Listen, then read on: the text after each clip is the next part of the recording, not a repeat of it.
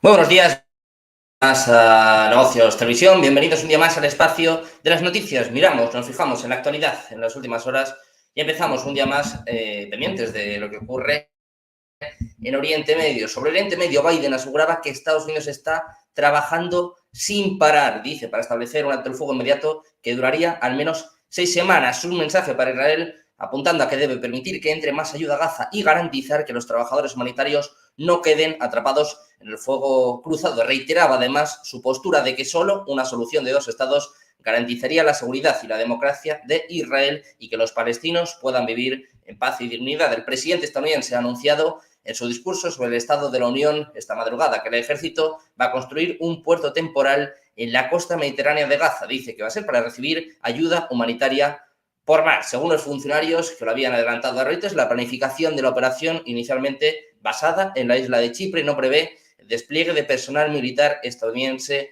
en Gaza. La instalación albergaría grandes barcos que transportan alimentos, agua, suministros médicos y refugios temporales. Washington dice que va a trabajar con sus socios y aliados europeos y regionales para construir una coalición internacional de países que aporten capacidades y fondos. La decisión de Biden de ordenar la construcción del puerto temporal se produce en medio de advertencias de la ONU sobre una hambruna generalizada entre los 2,3 millones de palestinos del enclave después de casi 5 meses de combates, más de 5 meses, de hecho, que se cumplieron ayer, de combates entre las tropas israelíes y Hamas. Biden, firme partidario de Israel, enfrenta una creciente presión política para poner fin a la ofensiva israelí. Pendientes de todo esto, llevamos varias semanas, varios meses, pendientes de un posible acuerdo sobre liberación de rehenes.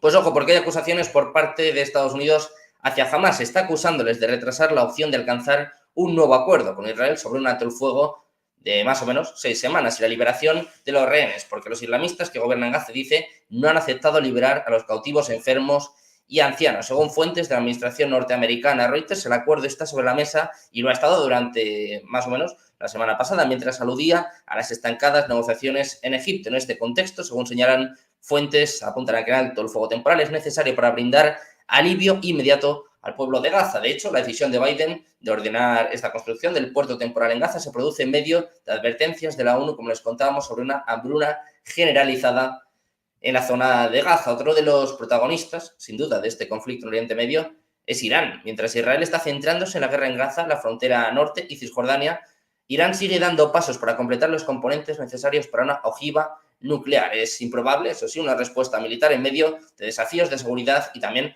la falta de apoyo internacional. Pero, como les contábamos, mientras tanto, Irán sigue adelante con su plan para construir una ojiva nuclear. Es lo que decían este viernes funcionarios israelíes. Dijeron que en lugar de continuar con el enriquecimiento de uranio, los iraníes ahora están trabajando para obtener los elementos necesarios para producir la cabeza de guerra con acciones muy preocupantes. Siguen las tensiones entre Irán e Israel. Israel ahora mismo acusando a Irán de que tiene todo preparado para una bomba nuclear. Miramos en este caso también hacia el continente asiático. Nos fijamos ahora en China. La portavoz del Ministerio de Asuntos Exteriores chino, Mao Ning, ha subrayado este viernes en una rueda de prensa que Estados Unidos no debería restringir los legítimos derechos de desarrollo del país en nombre de la competencia. El portavoz ha reiterado que las relaciones entre ambos países no deben ser vistas como un juego de suma cero ni competencia como la palabra para definirlas. Además, ha continuado diciendo que Beijing se opone a que Washington ataque y difame el nombre de China.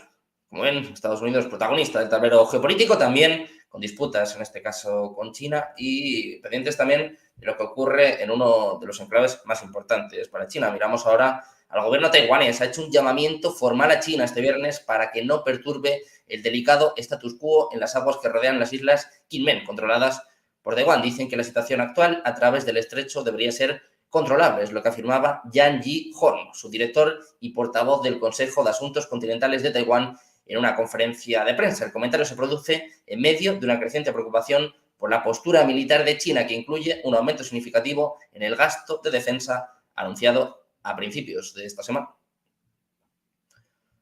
Miramos también a Suecia, se ha unido a la OTAN en Washington este jueves. Se suma de esta forma a la alianza 2 años después de que comenzara el conflicto en Ucrania y también lo obligara a repensar su política de seguridad nacional hasta concluir que el apoyo a la alianza era la mejor garantía de seguridad para la nación escandinava. Era entonces cuando solicitó la adhesión junto con Finlandia, justo lo que Putin trataba de impedir. También amenazando ante un posible crecimiento del perímetro OTAN en su frontera. El primer ministro sueco, Ulf Kristersson, ha entregado por fin la documentación final al gobierno estadounidense. Este es, para que se hagan una idea, el último paso de un largo proceso para asegurar el respaldo de todos los miembros para unirse a la alianza militar. Para la OTAN, estas incorporaciones, tanto la de Suecia como la de Finlandia, que comparten una frontera de 1.340 kilómetros con Rusia, son las incorporaciones más importantes en décadas. De hecho, apuntan a que es un golpe para el propio presidente ruso, para el propio Vladimir Putin, que ha intentado el fortalecimiento de la alianza. Suecia, por su parte, se va a beneficiar de la garantía de defensa común de la alianza, según la cual un ataque a un miembro se considera un ataque a todos, el famoso artículo 5 de la OTAN. El Estado estadounidense Antony Blinken ha celebrado la unión de Suecia en la OTAN. Después de recibir la documentación, ha subrayado que las cosas buenas le llegan a quienes esperan justo a la hora de recibir estos documentos de adhesión de Suecia de manos de su primer ministro, Kristersson. Blinken recordaba que todo cambió después del comienzo del conflicto entre Rusia y Ucrania, hasta el punto de un cambio masivo en la opinión pública pro-OTAN. Blinken también señaló que los suecos se dieron cuenta de que algo era muy profundo, de que si Putin estaba dispuesto a intentar borrar a un vecino del mapa, entonces probablemente podría no detenerse allí. Hablamos ahora de Estados Unidos. Joe Biden se ha convertido en el protagonista de esta madrugada, sin duda, con el famoso discurso del Estado de la Unión, el último antes de enfrentarse a la reelección en las elecciones presidenciales del mes de noviembre. En su discurso ante el Congreso demócrata ha defendido un discurso de alto calado político en el que ha criticado a Donald Trump, al que se refería como su predecesor en el cargo, y también a los críticos republicanos para defender su reelección. Biden, una vez más, ha prometido luchar por la democracia y la libertad en Estados Unidos y en todo el mundo, en un día, además, en un momento encendido y descaradamente político, en el que, ante el Congreso, en el que se enfrentó a Donald Trump y a los críticos intentando defender su reelección. Biden atacaba a Trump, según él, por ser demasiado indulgente con Rusia. Una crítica directa a Trump por sus comentarios, invitando al presidente ruso, Vladimir Putin, a invadir otras naciones de la OTAN si no gastaban más en defensa. Por su parte, Biden ha asegurado que Estados Unidos apoyará siempre y mantendrá sus compromisos con la alianza y daba, además, la bienvenida a los países bálticos. Escuchamos a Biden. Now my predecessor, a former Republican president, tells Putin, quote, "Do whatever the hell you want." That's a quote. A former president actually said that, bowing down to a Russian leader. I think it's outrageous, it's dangerous, and it's unacceptable.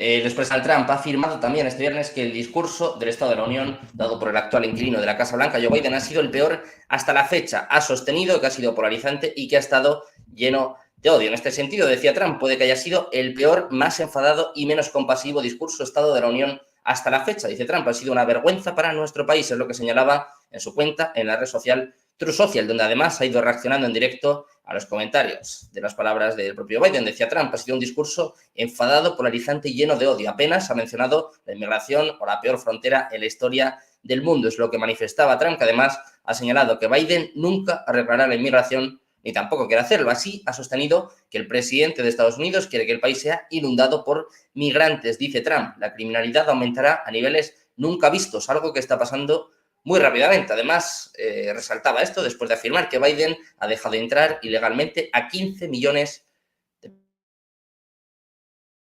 personas al país. En este discurso encendido de Biden, además, también ha denunciado ante el Congreso en el Estado de la Unión que la libertad y la democracia están amenazadas y que se ven atacadas tanto en casa, decía, como en el extranjero. Ha pedido al Congreso que enfrente a Vladimir Putin, al presidente ruso, y que apruebe más fondos para Kiev. El jefe de la Casa Blanca lanzaba una advertencia, la de que si alguien piensa que Putin se tendrá en Ucrania, subrayaba, no lo hará. Además, citó el enfoque duro del expresidente republicano Ronald Reagan hacia la Unión Soviética al final de la Guerra Fría y lo comparó con la sugerencia de Trump de que se le permita a Rusia hacer lo que quiera con los aliados de la OTAN que no gastan lo suficiente en defensa. Así, Biden concluía en que es inaceptable y peligroso. Además, también enviaba un mensaje directo a Putin diciéndole que no se retirarán de Ucrania, decía que no darán la espalda nunca a Ucrania. Mirando a Estados Unidos, está alertando de un ataque inminente en Rusia. Las embajadas de Reino Unido y de Estados Unidos en Rusia han advertido que podría producirse un ataque terrorista en Moscú en las próximas 24 horas. Esta alerta de seguridad, emitida por la Embajada de Estados Unidos y repetida por Reino Unido, instaba a los ciudadanos estadounidenses a evitar grandes reuniones durante las próximas 48 horas. La embajada dijo que está siguiendo informes de que los extremistas tienen planes inminentes de atacar grandes reuniones en Moscú, incluidos conciertos, pero no especificó a qué tipo de amenazas se refería ni tampoco quién podría estar detrás de ellas. El Servicio Federal de Seguridad de Rusia dijo precisamente en el día de ayer que sus agentes habrían frustrado un posible ataque terrorista del Estado Islámico contra una sinagoga de Moscú, y los medios de comunicación estatales informaron que los militantes detrás de este complot fueron asesinados. No se sabe si estos incidentes están relacionados. La embajada también ha aconsejado a sus ciudadanos que estén atentos a las actualizaciones de los medios locales y que estén también atentos a su entorno. Mientras tanto, Rusia ha iniciado la producción en serie de la bomba de planificación más pesada, la FAB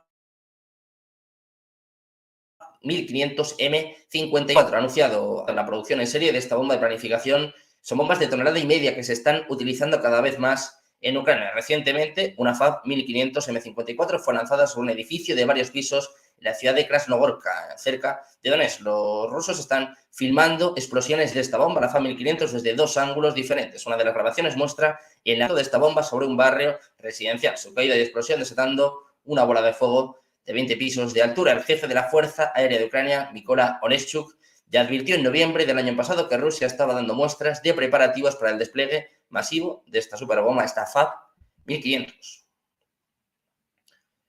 Miramos también en Ucrania. Ha anunciado la evacuación obligatoria de Kupiansk en medio de la intensificación de los bombardeos rusos. Todos los residentes, incluidos más de 1.000 niños, se verán obligados a abandonar 57 asentamientos en la región debido al peligro de los constantes bombardeos, según afirmaba en Telegram Sinei Hubov, el gobernador regional. Mientras tanto, todos los niños, junto con sus padres, serán evacuados de 18 aldeas de las comunidades de Bilukaska, donde actualmente viven cerca de 160 menores. El gobernador de Yarkov ha dicho que estos residentes serán reubicados precisamente en Yarkov y en otras regiones de Ucrania, donde ya se ha preparado alojamiento para ellos. Decía, debemos proteger a las familias con niños del terror ruso contra los civiles en la región de Yarkov. Además, afirmaba que todos los días arriesgan sus vidas porque los rusos utilizan todo el arsenal de armas, artillería, vehículos aéreos no tripulados, morteros y aviones.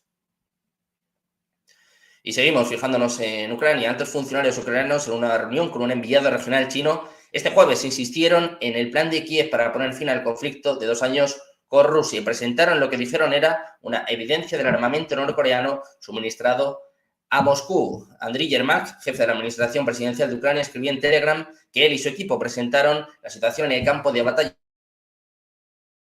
y en las propuestas de paz de Kiev eligió al representante especial de China euroasiáticos. Yermak dijo que la parte ucraniana discutió con Liu las perspectivas de establecer una paz justa para Ucrania, la restauración de la integridad territorial y la soberanía de nuestro país sobre la base de la fórmula de paz ucraniana. Además, dice que el plan de paz de Ucrania presentado por el presidente Volodymyr Zelensky exige, como saben, la retirada de las tropas rusas, el restablecimiento de las fronteras postsoviéticas de Ucrania de 1991 y un proceso para hacer que Rusia rinda cuenta de sus acciones. Este es el plan de Ucrania, según apunta la agencia Reuters, presionando a China y hablando también de la participación de Corea del Norte. Pendientes de lo que ocurre en torno al conflicto en Ucrania, pendientes también de lo que sucede con los bancos centrales, declaraciones en las últimas horas de Powell, de Lagarde. Hacemos una pausa, unos minutos, y enseguida se lo contamos en Negocios Televisión.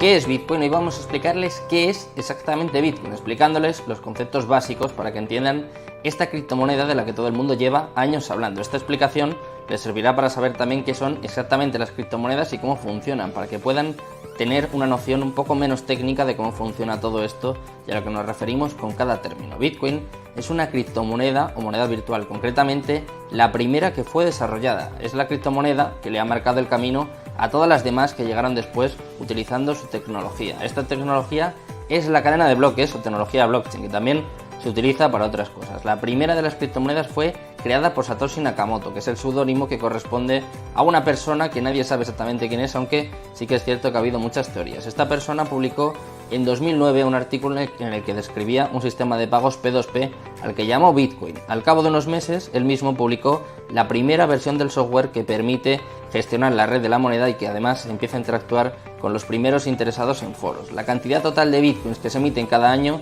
está determinada por su algoritmo y pasa lo mismo con el resto de criptomonedas. Bitcoin está desarrollado para que cada 4 años se reduzca por 2 su producción y para que solo se emitan un total de 21 millones de bitcoins. Después simplemente dejarán de crearse. Esto es una diferencia fundamental con las monedas convencionales, puesto que los bancos modifican su valor a su libre albedrío. Por lo tanto, las monedas se pueden devaluar, mientras que Bitcoin quiere ofrecer algo más de estabilidad. En definitiva, entre los usos más destacados de Bitcoin cabe mencionar los siguientes, como por ejemplo pagar utilizando estas propias criptomonedas, obtener intereses por los bitcoins que poseas, algo similar al concepto de un depósito bancario, también obtener un préstamo utilizando como garantía tus bitcoins, cubrir tu exposición financiera con derivados en mercados regulados y por último obtener réditos de inversión mediante la compra-venta de bitcoins al ser un activo que teóricamente tiende a revalorizarse en un escenario de demanda constante.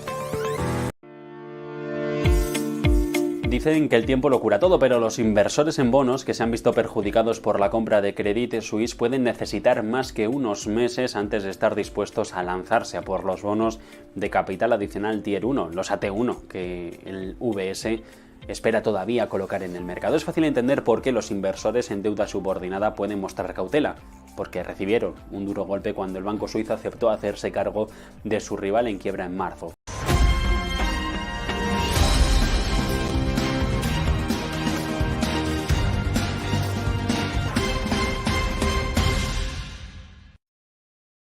Ya estamos de vuelta en Negocios Televisión, seguimos pendientes de la actualidad de las últimas horas y ponemos el foco ahora precisamente en el presidente ucraniano. Volodymyr Zelensky ha felicitado a Suecia por su ingreso en la OTAN. Asegura que ahora están más protegidos del mal ruso. El presidente ucraniano ha felicitado a las autoridades y la población sueca por su ingreso en la Alianza Atlántica y además ha señalado que un país europeo está ahora mejor protegido y que todos nos beneficiamos cuando la seguridad de un país mejora y ese país realmente puede mejorar, puede fortalecer la seguridad compartida. Zelensky ha incidido en que Rusia ataca contra todo lo que ha mantenido Europa pacífica y unida en las últimas décadas y señala que los países del continente comprenden lo fundamental que es mantener las alianzas y asociaciones para garantizar la seguridad.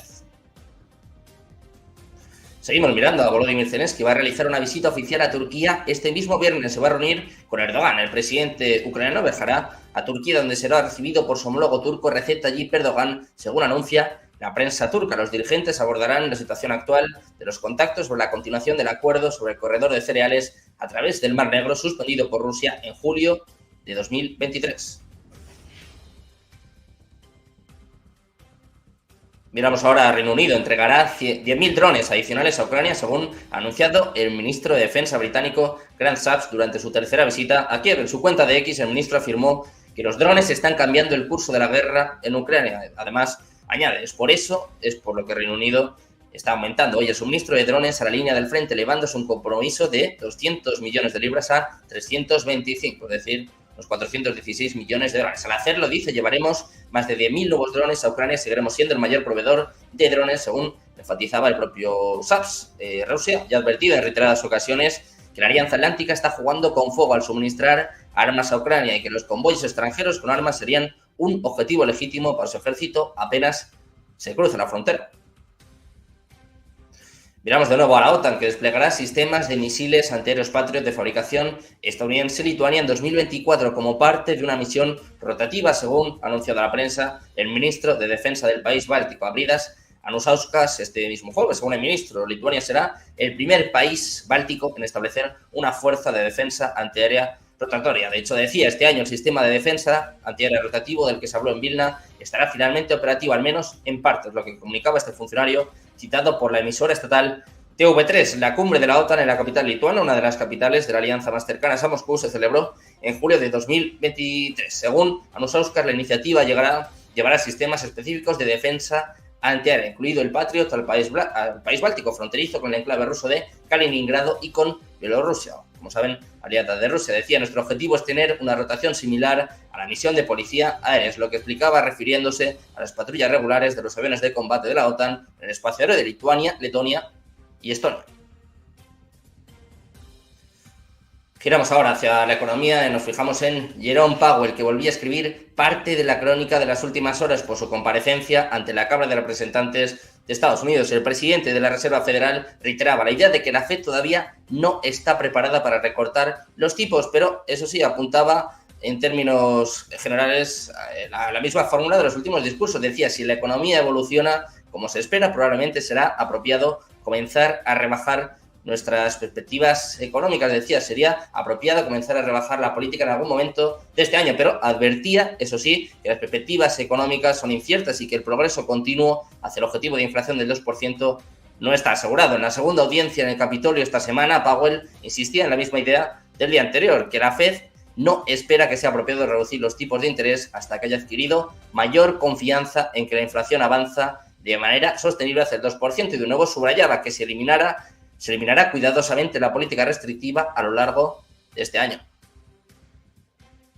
Escuchamos precisamente a Jerome Powell, destacaba ya los desafíos en el mercado inmobiliario y la baja cantidad de viviendas disponibles para la venta. Reconoció el potencial de quiebras bancarias, particularmente entre los bancos pequeños y medianos, prácticamente en la misma línea de lo que sucedió el año pasado, y decía que debido a la exposición en bienes raíces comerciales, pero según su exposición no prevén que este problema afecte a los grandes bancos. Decía que será un problema en el que trabajarán en los próximos años y apuntaba a los pequeños y medianos como las entidades que tienen estos problemas. Escuchamos a Powell, advierte sobre caídas en bancos pequeños y medianos. This is a problem that we'll be working on for years more, I'm sure. There will be bank failures, but this is not the big banks. If you look at the very big banks, it's not a first-order issue for any of the very large banks. It's more, smaller and medium-sized banks that have these issues. También hablaba la presidenta del Banco Central Europeo. Le preguntaban en qué momento llegará el pivote y decía Lagarde que no tienen suficiente confianza, necesitan más evidencias y datos. Dice además que mirando al calendario señala que tendrán más detalles en abril y muchos más en junio, dejando ahí una pista, emplazando además, una vez más, al inicio del verano como la fecha clave para tomar el pulso real de la inflación y las presiones salariales. Escuchamos a Lagarde, dice, tipos.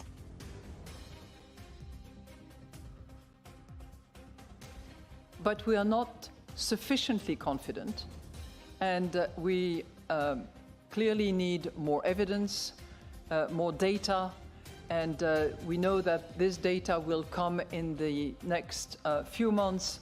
We will know a little more in April, but we will know a lot more in June. En su discurso, Lagarde fue pesimista en cuanto a la evolución del PIB en la zona euro, ya que la economía, dice, sigue débil. Palabras que subrayaban la inquietud sobre la fragilidad del panorama económico en algunos países. Decía Lagarde, los riesgos para el crecimiento económico siguen inclinados a la baja. Para introducir algo de oxígeno, la francesa señalaba que las encuestas apuntan a una recuperación gradual a lo largo de este año, lo que sugiere un posible repunte en el horizonte. Los gobiernos deberían ir tomando medidas para ayudar en el proceso de desinflación, para hacerlo sostenible. La política fiscal debería endurecerse para hacer a la economía más competitiva y productiva, expandir la capacidad de suministro y gradualmente reducir los altos niveles de deuda. Escuchamos a Lagarde. Governments should continue to roll back energy-related support measures to allow the disinflation process to proceed sustainably. Fiscal and structural policies should be strengthened to make our economy more productive and more competitive, expand supply capacity, and gradually bring down high public debt ratios. Pendientes, como ven, de los bancos centrales, de los discursos de los gobernadores, de toda la actualidad económica. No se vayan porque vamos a hacer una pequeña pausa, unos minutos, y enseguida volvemos con el mejor análisis. Enseguida comienza Ponte en Acción de la mano de Eva Villanueva.